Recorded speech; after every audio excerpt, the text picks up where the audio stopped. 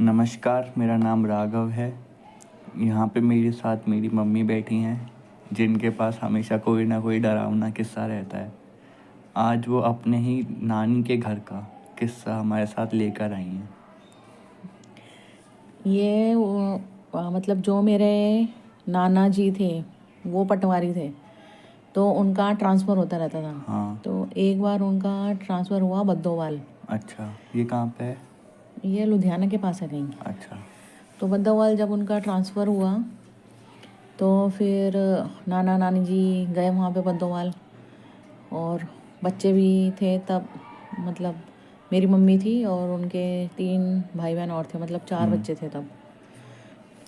तो वो उस घर में जब रहने लगे, हाँ। तो नाना जी तो सुबह चले जाते थे अपने काम पे। तो पटवारी का काम करना। हाँ, और पीछे से नानी होती थी, और वो मੱਝ होती थी। मੱਝ मतलब भैंस। अच्छा। हाँ, मੱਝ होती थी। वो क्या दूध निकालते थे उसका? हाँ, दूध निकालते थे। पहले सबके घरों में होती थी मੱਝें गाइयाँ, सबके घरों में होती थी। मੱझें अच्छा। गाइयाँ मतलब गाय भैंस अच्छा। सबके पास होती थी मोस्टली। तो नानी ने नोटिस करा कि वो जब खाना बनाती है ना, तो कहीं से कुछ बर्तन गिरता है, कभी कुछ लकड़ी गिरती है, और कभी वो जो मज्जा गाइयाँ हैं वो थोड़ा अलग तरह से बिहेव करने लग जाती हैं।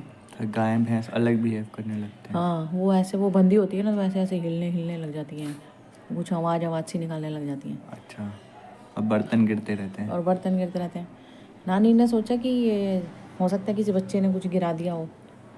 तो लेकिन फिर 2-4 दिन के बाद नानी ने सोचा कि लेकिन ये गाय भैंस जो हैं ये क्यों ऐसे करने लग जाती हैं। फिर नानी ने सोचा कि छोटे बच्चे जो घर में वो बर्तन गिरा रहे हैं। हाँ, उन्होंने सोचा बच्चे हैं जो बर्तन गिरा दिए, कुछ गिरा दिया, कहीं खेल रहे हैं, कुछ कर दिया होगा उन्होंने।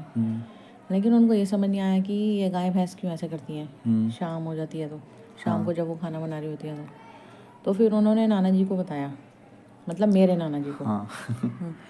तो उन्होंने बताया तो नाना जी ने बोला कि ठीक है पटवार ने, मैं ना जल्दी आऊँगा कल। तो फिर वो अगले दिन आए जल्दी। तो जब नानी खाना बना रही थी तो वो भी देख रहे थे खिड़की से कि जो गाय भैंसे हैं, उन्होंने भी देखा कि उनका बिहेवियर चेंज हो रहा है। वो ऐसे लग रही हैं कि वो डर रही हैं किसी चीज़ से ना।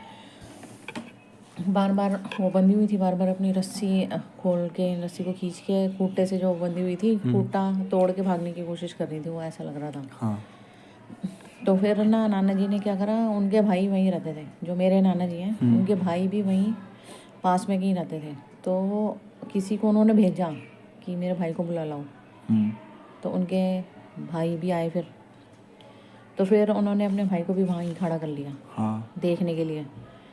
तो फिर उनसे पूछा कि क्या पूछा? कि ये जो गाय भैंस है ये सही लग रही हैं? हाँ। तो फिर उन्होंने भी बोला कि कुछ अजीब बात है, इनको ऐसा लग रहा है कि इनको कुछ दिख रहा है, हाँ।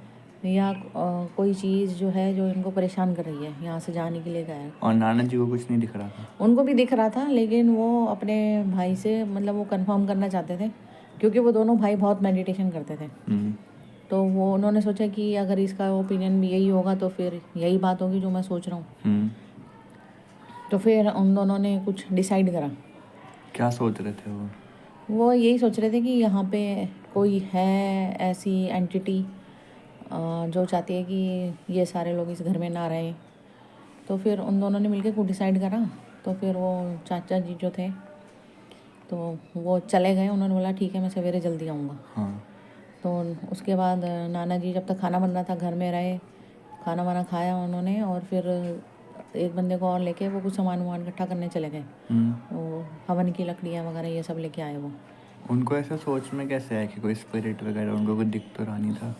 उनको दिख नहीं रहा था, लेकिन वो मेडिटेशन इतनी ज़्यादा करते थे अच्छा। कि उनको पता चल गया था कि कोई और एंटिटी है यहाँ पर। जब वो शाम के समय उन्होंने ऐसा बिहेवियर देखा तो मतलब पहले भी उनको पता था कि एंटिटी कैसे होती है? हाँ, वो तो काफ़ी सालों से दोनों भाई मिलके मेडिटेशन वगैरह करते थे। और जैसे कि कोई बोलता था कि ये दरख्त में मत जाओ, इस दरख्त के पास कुछ है, तो वो दोनों भाई तो वहाँ पे ज़रूर जाते थे और उसके नीचे हवन करते थे जाके। तो फिर अगला दिन हुआ तो वो चाचा जी आ गए सवेरे सवेरे, दोनों भाइयों ने मिलके हवन किया। तो वो फिर से वो गाय भैंस कुछ करने लग गई।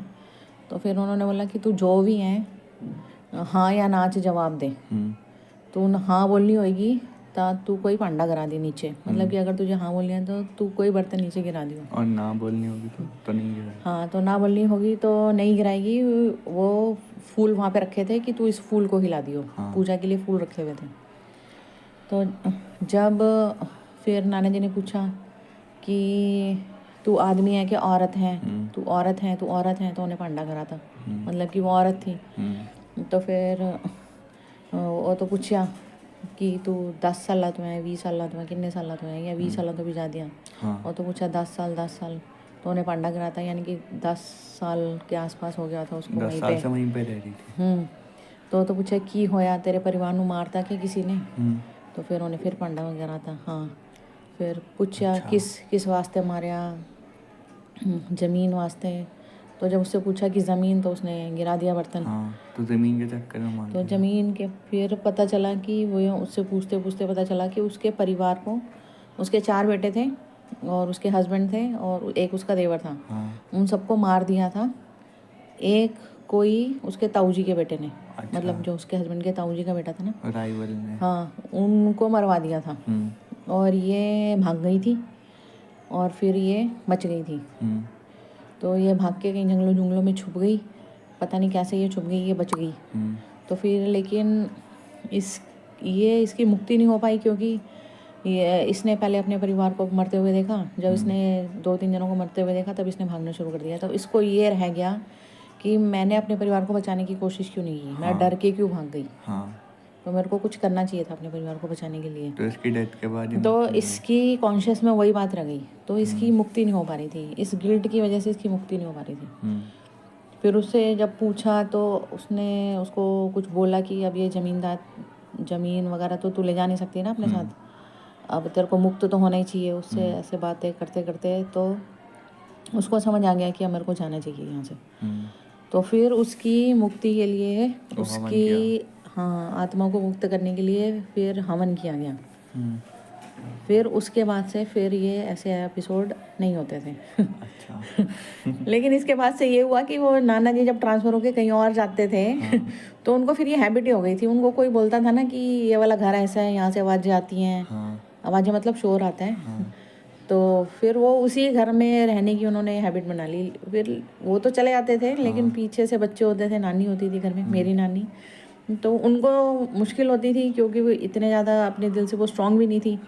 और वो जो नाना जी थे और उनके जो भाई थे, वो तो काफ़ी मेडिटेटिव फेज़ में पहुंच जाते थे। तो वो तो इन सब चीज़ों को टॉलरेट कर लेते थे। लेकिन नानी रहती थी उनके साथ, लेकिन नानी को मुश्किल तो होती थी अकेले रहने में। उनको लगता तो था पीछे से काफ़ी डर। चलो, ये हमारे साथ बहुत ही मज़ेदार कहानी आप सभी को सुनने मिली। धन्यवाद।